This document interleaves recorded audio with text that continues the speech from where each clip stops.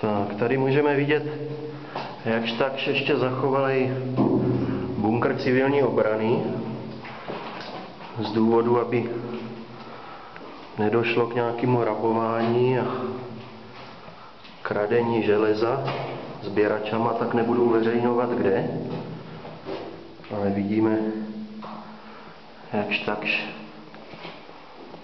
ještě celý kompletní filtrační systém, vedle je ještě filtrovna, tlakové dveře, nic nechybí, pravda elektrika už nefunguje.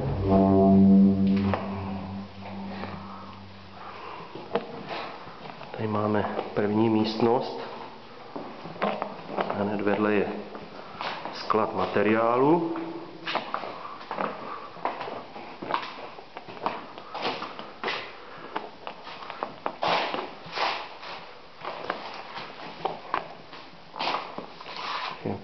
Protiradiační balíčky, odmořovací, lékárny, už všecko teda rozebraný.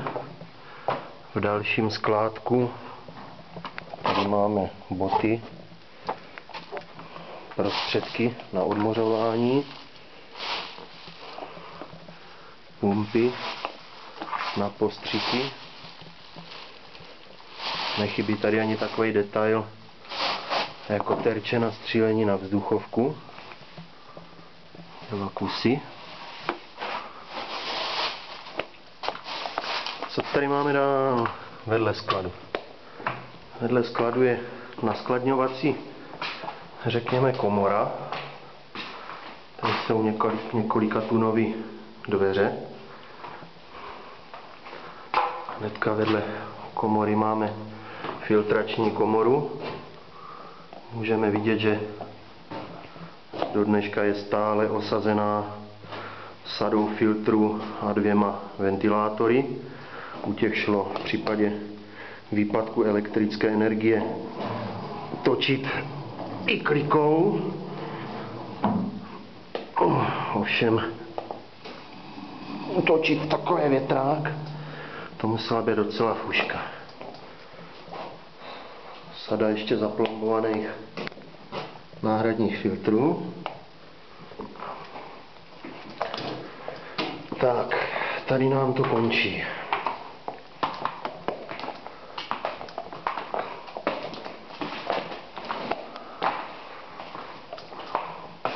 Z první místnosti za tlakovou komorou nám odbočuje ještě jedna místnost. Tou je umývárna. Do dneška nechybí umyvadla, kohoutky, velká nádrž na vodu, záchody, dodnes nerozbitý.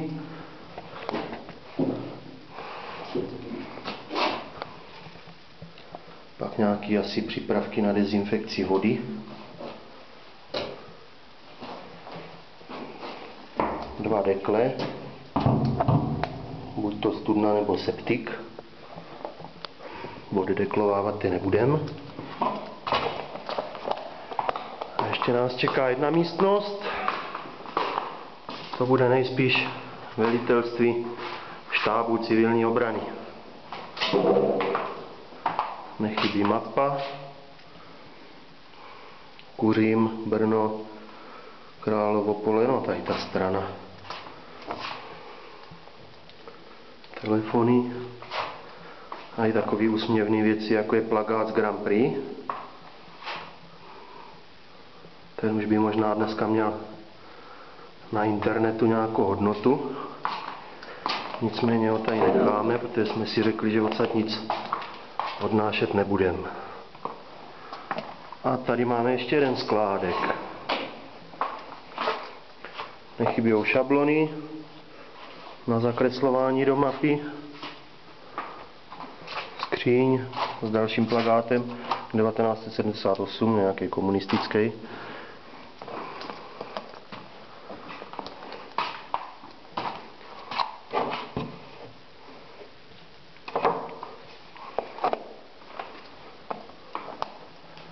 V tomhle skladě moc k vidění není, ale jsou tady takové raritky jako sbírka zákonů.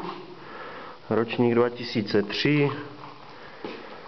Pokračujeme, máme tady i sbírku zákonů z 1973, 1982.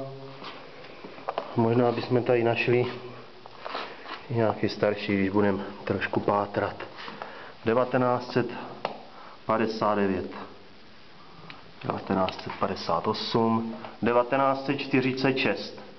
Máme tady i takovou raritku, jako je sbírka zákonů z roku 1946.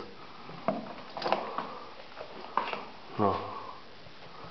Dál už to tady asi moc k vidění není. Někdo tady posvačil. Nejspíš nějaký nenechavý ruky.